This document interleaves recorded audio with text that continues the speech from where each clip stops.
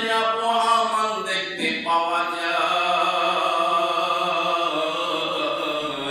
ওই জান্নাতের আবহাওয়ার মধ্যে আমি যেতে চাই।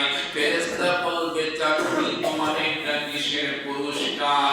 দেখে বলবে আমি জানি না এটা কিসের পুরস্কার। বলবে এটা যে তুমি আল্লাহকে খুশি করার জন্য 5 ওয়াক্ত নামাজ তুমি আদায় করেছো। ওই ব্যক্তিকে এই জন্য আমার আল্লাহ পাক তোমাকে পুরস্কার দিয়েছে। এখন কি তুমি দুনিয়া চাও না এটা চাও? ফেরেশতার কাছে বলবে আমি চাই জান্নাতের আবহাওয়া। তাহলে ডাক দিয়ে মালাকুল মউতকে বলবে মালাকুল মউত আমার জানটা কবজ করে নাও। আমি যেন এই জান্নাতের আবহাওয়ার ভিতরে তাড়াতাড়ি প্রবেশ করতে চাই। মালাকুল মউত ডাক দিয়ে বলবে কোন দিক দিয়ে তোমার জান কবজ করব? তুমি বলো তোমার কোন দিক দিয়ে জান কবজ করলে তোমার ভালো হবে, পায়ের দিকে না মাথার দিকে না চোখের দিকে? তখন বলবে আমি শুনেছি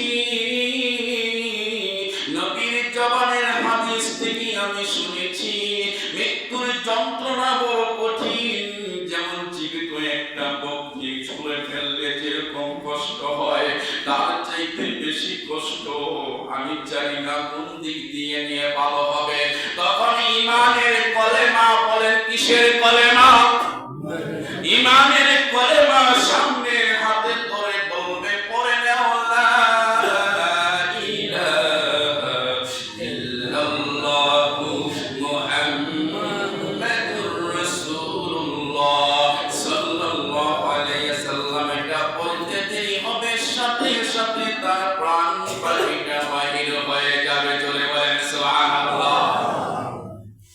যদি আল্লাহকে খুশি করার জন্য যদি নামাজ হয়, কাকে?